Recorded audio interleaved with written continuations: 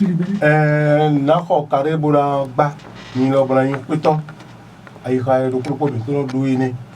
ayi ka dagbe na be ko no meji ma o ni da cheje ni o mi mo ron bo ma ko mi na lo si ko blonai do dan immobilier corporation sal et do fijlo se dans le bo de la ko o bonu malvine pifan e pachena yo e do mi bitawe bonu ni na yin mi de o so ijawe o mi ko lewa o ko bon to ma lo ko mi ko so wa mi o so go ene hun o ai kuma ho e se gbe nija onu mi se nu wa e ton acho jaja e ton tro lo e body wo ye be ko idon ko ija ko kai bo no na e de me bo imole yo ina de kunu to lo bo mi na doto ene gudo cho mi na ya wa ho sa ko ede yo me la ko onel lumière ina na mo je meton e po omi e izande e de me o to mi to mi ko le wa ho sa ene mi se le ye me ko yigo boko imonyo na e do e kumba ki ho do o dan immobilier corporation salo yi dobo mi se iso yin ibele di ame mo mi reon mi na ta formu yi oyi o na iso o mi lo mi na ide mi ton sime me ka se ko don ko ton lo bo mi se yo e ko ro ko safidi me la ko onel lumière e na do lo bo mi na se me la ko onel ko de da mi ko razo mi tola era cheno mi kaka o me lo azo di to le lo fijlo se ye me bi fon kanji oro pe dormir era cheno bo to gbe no na si marisu asima alo ja se mi po o ko to ya la do ni ya awdoni be ka ko xevi de no ele ko ele xevi de no la so dominer akoyolo ati akoyoju a ko ka wo baba e wọ́n fẹ́ gbẹ̀rẹ̀ rẹ̀ ele o onel da o àìkúngbà mi tán lẹ́ kó náà mi dọ́ni o kúnnú lẹ́nu èdè ni tambo díẹ̀ òkú yẹn náà tó sògbéjì dọ̀ ìwà nùgbó pọ̀ nú èmi ká dọ́lẹ́ yọ ìwà mọ́dọ̀ mọ̀jí vínú vínú yọ gbèdè ẹ̀yìn dèlẹ̀ kóbónú àjùnà náà mo jẹmẹ́tàn tó dòmí tọ́lẹ́ yọ dọ̀nù yìí. dáì ẹ̀rọ tiẹ̀ nù kẹ́kẹ́ tobi to sílẹ̀ n'o tɔn ta o n'o tɔn akpa mi tɔn sa biwɛ n'o gɔ utu yɛ n'o to vivi na mi bɔ n'o lɛ wa fi bɔ n'o lɛ n'a ye mɔ jɛmɛ wu mɔ bɔn de yɛ n'o tɔn gbɔ n'o vivi bɔ nkpolo gbe tɔn to ni yɛ wɛ mo yɛrɛ yɛrɛ de que xɛvi denu nkpolo te kɔn ye nanzima ma o de ye tɔn sɛmɛ dia o xɛvi o denu mɛ ne do gbetse sɛbɛ jɔ ni yawu desu kpoko wa fɔ tɔn do dan immobilier corporation sal zan di do gbɛtɔ gege n'a yi visite o zan di bɔn e ko gan tɔn mɛ gbɛtɔ ne bɔ yi visite donc wɔ mɛ yɛrɛ do gbetse sɛbɛ di bɔn a ma wa de to yi sɛmɛ a yawu desu do xɛvi denu fi o ɲu ganji fite ka wɛ école primaire zungo sin gudu fini pepepewe manjile nubo ze goudron yoyo de bolo de bena go sin xevier boy autorier ne on ze goudron yoyo de yon adje ayinu conquérir à mon école primaire publique au zungo ko école gudu domaine media to amodo fini xevier denu fi o kun ganji on a donc évité cela de que ni yaou dessous beto gege ko y visite bo ko mo vivi ye ganji bo ye do mo hoy donc wo menere ko bete se wedo yaou dessous bo de tout ici mais nous ka le vanyo do fine wendo mi man to azande di we ma ho menabe azan ye de me do we ma ho menabe bo école primaire publique zungo si gudo fine we domaine on kari wo meni aro ko tu bo mu video ya zo meni ya wa ko gbero kan mai e san do ali jiboro ba non ho ya donc yaou dessous bo de tout ici mais cho enigo très bien denu école primaire publique zungo si gudo fine pepe fi oyun ganji zogben courant do fine o sin dagbe level do fine to to vito sila ya wa de ton se mecho enivo mais na le flimi beto de na visite zanzandi e ko ganton medion e ko ganton dion beto de na visite to aro beje se dion ya o disu ko kwa foto ro dan immobilier corporation sal ba yi de to se mecho enivo très bien denu fi oyun ganji mais go se filo bina wa ze centre de suyo ganji fi takawe Dieu église catholique Saint Pierre Claver domaine médiatement modo fini chomo école primaire publique na biwe 350 000 yo voit do 350 000 do o bemiton no blo tchaki affordé canton ban donc azé tchaki affordé canton ban d'intro dimboa ze centre a connu propriétaire ndo 350 000 kwa connu propriétaire mais ko se fino mina wa itoba to ba jo église catholique we gaton no domaine mi daton mo fini ho zetango jevie goudron to agbangba we domaine ode tori no jo commissariat do a mon domaine mi daton fini ho 500 000 kwa propriétaire sa vie 500 000 francs avranco arrondissement pas 700 000 à Djabo jo sonné bordeaux domaine mi daton a mon fini 900 000 kwa propriétaire Zinvier et ado groupe Vito Ganji 900 000 Wida séminaire Sengalo a judo mon domaine mi daton mo mon commissariat au fini fait le plus ko kun zo ben courant le fin le bi fi ye wono le e do séminaire Sengal donc ye wono le do fin ko soit no fi ye wono le ko kun zo ben courant le fin le bi 5 le fin le bi de akajo séminaire Sengalo do domaine mi daton mo mon commissariat Wida ton fi commissariat de souka kun donc wadi to séminaire e niveau mais go c'est phénomène ay diregwe boudron to agbangba we Z centre de Ndog Mohamed 350 000 Tchakia Fodi canton ban 350 000 Fite domaine au de maladies Lenobo Jo église catholique Saint-Pierre Claverdo de a Jo église au domaine immédiatement à mocho mo école primaire publique 350 000 on dort 350 000 mais go c'est phénomène ay revier dénou fionyon kandi Jo école primaire publique Zungodo école logo de fini domaine miton de fio on kon kandi zogben courant de fini majelenowe ze goudron yo de blé de barango sin revier go itorier de a ze goudron ne kwa mo école primaire publique Zungo bon école aussi goudron fini mo plaque miton de fini fio on kon kandi revier dénou beto gege ko visite aux anzani et au canton beto ne ko visite donc ya wadi tout simecho enibo do azan yo de medion we ma homena be o rentrer na be donc wadi tout simecho enibo ndo revier de no fio on ko kandi toba du église catholique we ga ton do domaine médiateur a mo do fini ho mais les 12 ogbeji to vito sile do de dade sou ko azima ko itungo mi de legoncho mi na sa domaine yo huissier de justice au bas de nacho mi de mi si sabe do de no mo mele e wa e no mo di mo mi de sinji mi no wazolo sinji mi de mi no wazolo huissier de justice au bas dona khere tombo ki ja va mena cho mi de mi si sabe bo de azia ko to bo ho noter na blo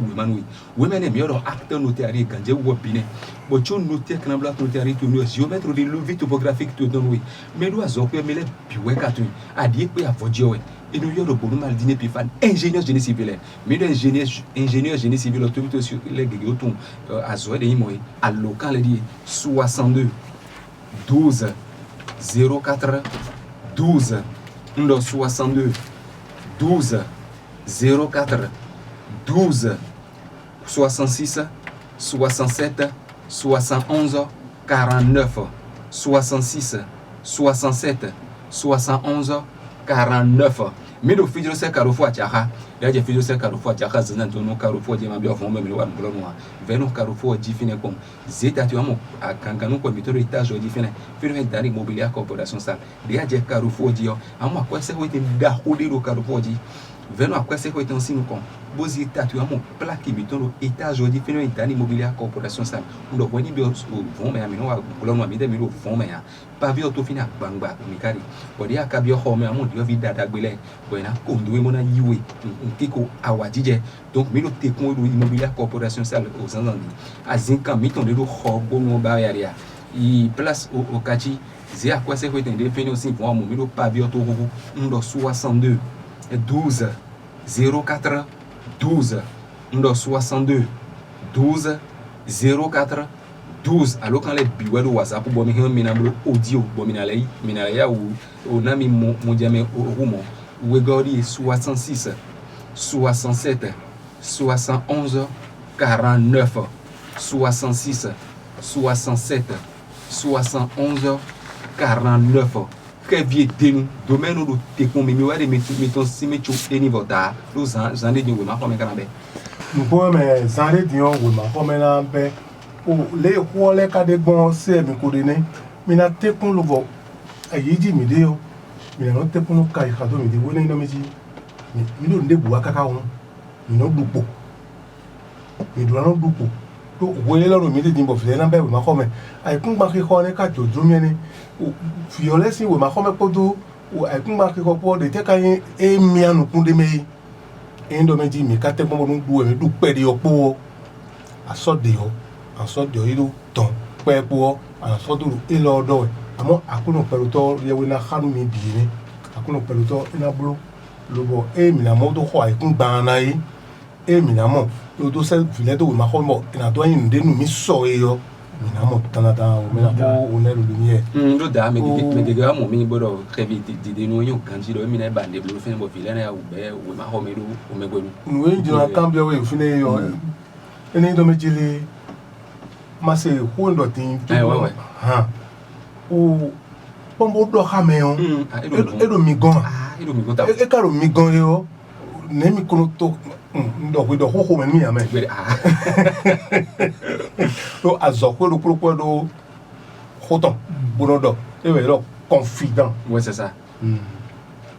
amo ne me wa mi gan yo ne mi na si to gbo he lo bo ile ndo gbo din we ma ko me oni ro na be we ni ai kun gba ni ka fe bu ka jolo ni gbe ja to sin ko ha me ko do fi ton le bo ni ide mo ko fa love you with that on team ya yi mo ni na wa nu egbe nu me o ka wa bo ze ko do asiri mi tele yo ne mi na to he gbe bo ina do o kake vivre mettons le bon nous les boulot na bloé yo mina si ko dalo e la mon temps e fe udi bo me do mi de go jiro ya anzi cha bodu cha jiro yo anzi dede ona do ntu dede do de mi na gombo to vite sur pour propriété au 5 ans o mi de dia wa convertir me dia fotu de gbomu mi bon pedi to na so mina de we to havi bon su pedi kaka bo we so en ozu propriétaire ou bien au bolko ko aja so 1500 1200 kaka ou bien 3000 kaka bona ozu propriétaire bolko ko mi do we ma définir bon million de case de cotisation bon wa mina na we o ka tene fata wa na ko tu mina on a de be kaka bo so ko bon so na ozu propriétaire donc to vite aussi les mais mari kasi et ne ko photo do dani immobilier coopération sale de no mo me de mi wa me ko mina mo dio vi dada gbele bon na yimi ganji bona le to ha me wo mo ou bien ko no do fidi o mi bana mo jeme to wo mo ya mi application o mi tonji application mi do dani immobilier coopération sale bo application de site télécharger ka be ou débois wa me de zia lo ka mo site do go Android il fait définir et bien me mais amo fait définir bo yo la Play Store ici Play Store bon la dani immobilier coopération sale application na bana télécharger ou bien wa me de ado iPhone alo kamera aussi do go iPhone alo et iPad il y a Play Store d'application que le techno bana télécharger nous quand l'application de me wendo et nous du moa et nous du forfait nous do quoi dire WhatsApp do wa bo mele biwe ka ron application ne bon wa me de ado application ne je si khoto me auto en so wa mi de mi do la coopération sale ma ha domaine gege finia ou bien ado domaine devo ba bo on ha la fo il application ne dit anamo au domaine lebi donc mele biwe do application ne mo da no vi me lo télécharger wa lo bon to beton yi beto gege ko télécharger application ne bon lo ko itana beton me wa mi de mi do la coopération sale no mo bi donc wa me de akbete si adema mo télécharger application ne il y a ou des sous alo kamera site do go Android yi menu me amo fi définir bo bo na Play Store mais Play Store mo bo na dani immobilier coopération sale application na ba na télécharger et que nous moa et nous forfait ti WhatsApp do bo mele bi bana wa mi go dani immobilier coopération sale application ne zeko mo application ne mi de immobilier coopération sale donc mele bi do application no amo e ti télécharger we bo no font te bo no do bouton yeda ene a bojan kan si do edo wele aso ajodla don to bo so do akhibo mu me ma se po wa o nkuku era yin ti e bo do we salutoma dopon nkuku eno yin o do nkuku no po me on le mi la so wa kha ye me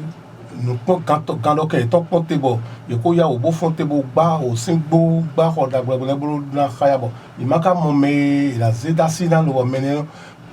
no ma le o drum me bo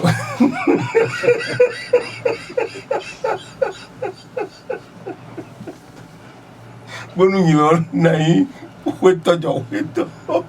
bo na no ai jo wi do o chon chime ba ko na no wa nu mi bo na yi do liengbe bo kan ya ko dagbo mi na be lo go mi yo demi no do ha me le bo nu ko na mo je mi ni et ouais mais la gestion locative de prestige et ben gestion locative de prestige oui do nyu mi de mi do nyu mi de mi do immobilier coopération sale mo gérer ko do yo immeuble yo appartement ko da ko le mi de mi do immobilier coopération sale mo gérer bon ha go ya kamito na do bunu propriétaire pour boiso ele moi no propriétaire de petit si de dire que mi no ko mon coton azo ko do di salo mi zero ma kamito lengbe di salaire do mo dan immobilier coopération sale bon mi ko bo be no jeji no propriétaire we do dia ze ko do alo mi to me vero date ba ko tu ari ko mi na bo so photo date 5 alo date 10 gan ho mi de mi nzi ko tu compte me no wogo on est géré mais le ko gbele de mi no bo be no jeji no propriétaire donc propriétaire de petit si we di no gan la me bon mi do ko mon coton ko da xolé mais mi de mi ko le biya ko da xolé ko bi wo do immeuble appartement ko da xolé mi de mi do immeuble à corporation ça bon mi do petit c'est numéro mi bon mi do ko mon coton o bana mo ko mi to ngbe di salaire do mo mi zero mi do dan immobilier à corporation ça mi na gérer bon mi no mo ko mi to ngbe kanji yan o nyale jihad to me fi bo to achagbede agbon meton agbon pepi ma do agbon bona gba ko da ko do mi de ni bo de mi de ka no ko di bo e na jidide bo tun nze wanu mi yo e o me na jijan bo na ifoje bo tan ni de ko ma mi am la go so afodo e do je ndi ni bo nka do da ko do mi de ni bo ko ka do fi din yo e yan si se ni bo ka yo nku je me yo kocho na ko kocho e na didi na kwa didi e nze kocho yen ton wa mi de mi si ko pon ka mi ado ade na o mi va ko mi na to ha mi to ha mi e bandere hu mi bi do mo teme do mi gon dada o todo mi to mi do le o fi fono ije mi ko le ni na do no o ne lo meji alukam ito le yo ele ni la ko fún mi na refli to bi to si lo je que eni ma on revie de domaine no te kon yi eni wa de ton si mecho eni bo de da do gun din azome o jabe o domaine au cadre école primaire publique aussi Zungo école primaire publique Zungo aussi go fini ppp eni ya wa de ton si mecho eni bo revie de mu beto gina visite sans andi e ko ganto me donc beto gina le visite donc aro gbeje si na matero ko wa mi gomi na kala visite bo bo so an kon de fi o ko mo lo revie de mu fi o ko gandi so gben courant lo fini 350 000 350 000 Dieu église catholique Saint-Pierre Claver domaine Médiaton Amorofene 350 000 Toba Dieu église catholique Wegaton domaine Médiaton Amorofene Zetango Dievie Goudron to Akbangba Tori commissariat Singudofene Pepe 500 000 Avranco arrondissement pas 700 000 Adjabo Dieu sonne Bodo pour mon domaine Médiaton Fene Zimbiya le groupe Beto Gandhi 900 000 francs et Wida Séminaire Sengalo pour commissariat côté de Fene domaine Odé Djeregbe Goudron to Akbangba Zesan 350 000 Crévier Denou Fio Gandhi Dieu école primaire publique Zungodo domaine Médiaton Amorofene à Locan les Carriers 62 12 04 12 62 12 04 12 Wegori 66 67 71 49 à Locan les bureaux WhatsApp Milo Fidjo se Karofo Jaha D'ailleurs Fidjo se Karofo Jaha no Karofo dit c'était tu as mon plaque imiter l'état jeudi finalement Dan Immobilier Corporation ça nous robons nous porte vos places Kati zia quoi c'est que aussi moi mon Milo pavio to 62 12 04 12 da ene o todo mi to mi o foje de ma lo ko ene vole ti unu apon satan yo isan mo de ahun o ne lo lumière da fi mi ke oje o ene mi pleje ni eleyi wele vonu ne me